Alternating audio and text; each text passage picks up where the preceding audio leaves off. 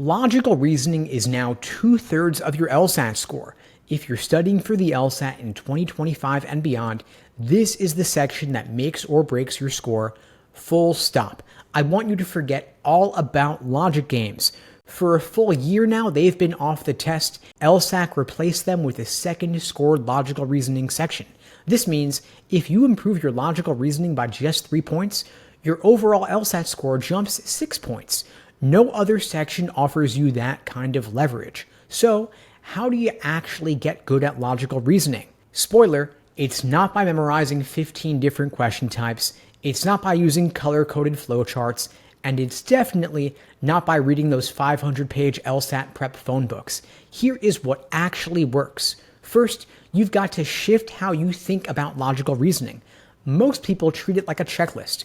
Oh, this is a flaw question, so I'll use my handy-dandy flaw method. Wrong approach. The real skill is understanding the argument itself, what it's saying, what it's assuming, and where it's vulnerable. Here's the process I share with my students. First, you find the conclusion. Ask yourself, what are they trying to convince you of? Then find the evidence. What are they using to justify it? And finally, find the gap. What is missing between the two? Once you do this, everything else becomes easier because you're no longer reacting to the question, you're controlling your analysis of it. Second, you've got to stop obsessing over question type labels. Most students get tripped up because they think question types are sacred, but they're not. Many types overlap with each other.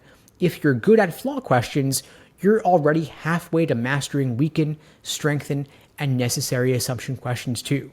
Why? Because they all revolve around understanding the logic of the argument. The difference is just the task. For flaw questions, you're asking yourself, what is wrong with the reasoning? For strengthening questions, you're asking yourself, what would make it better? And for weaken questions, you're asking, what would make it worse? Same argument, different perspective. Third, you want to use the Socratic review method. This is the single most effective tool I've ever used to coach students into the 170s. It's not about reviewing right versus wrong. It's about reviewing how you think. You want to ask yourself, what's the conclusion? What supports it? What's the gap? And then, why did I fall for the wrong answer? Why didn't I like the right answer? What trap did I fall into? And how do I avoid it the next time around? When you do this consistently, you'll start to see your own patterns. You'll stop repeating the same old mistakes, and your score starts improving. Fourth, here are 3 high-impact areas to start mastering now. These are the high-yield question types. They are your leverage points. They are the skills that give you the biggest return for your effort. First, you want to make sure that you are crystal clear on the difference between necessary assumption questions and sufficient assumption questions. Most students confuse these two, and when you confuse them, you miss both types. Necessary assumption questions are asking you for something that must be true in order for the argument to work. Think to yourself, what does the argument depend on? What does it rely upon? What does it assume? On the flip side, sufficient assumption questions are asking you for new information that, if true, guarantees the conclusion 100%, that if it is true will require the conclusion to logically follow.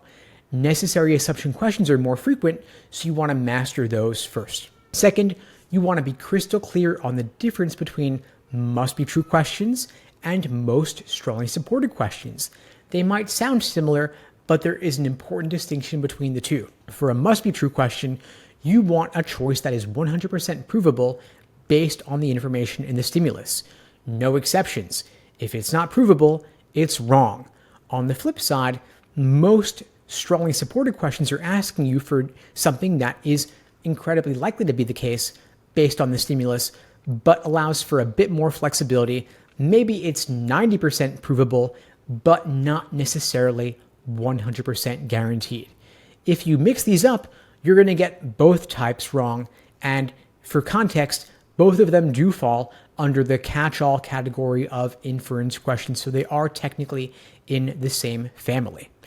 Now, the third distinction I want to bring up to you here is the difference between weakened questions and flaw questions. Weakened questions do not necessarily destroy the argument, they just nudge it a little bit off balance, meaning if the information in the choices were assumed to be true, they would make the conclusion relatively less likely given the evidence, but would not necessarily destroy the argument. We are not trying to annihilate it.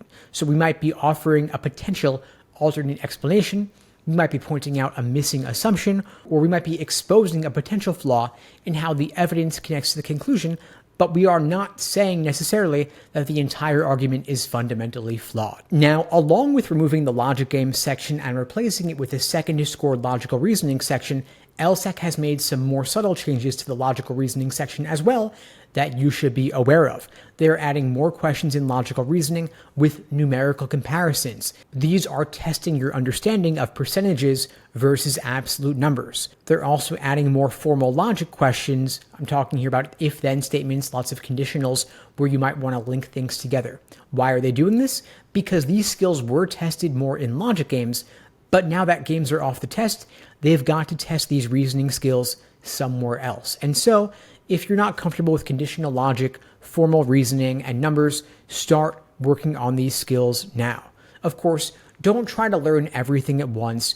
Don't try to memorize all 15 different question types in logical reasoning. Focus on the most common types, namely necessary assumption, flaw, and inference. These are the most common types. Once you've mastered them, then and only then, branch out to strengthen, weaken, and the more rare types like parallel reasoning, and evaluate the argument. And while there have been some recent changes to the test, there are still dozens of previously administered exams that are relevant and useful to study from. Take those practice tests, track your performance, and notice where you're struggling, then drill those areas hard. And remember, you're not just studying for the LSAT, you are learning the core skills that will make you a better law student, bar exam taker, and attorney.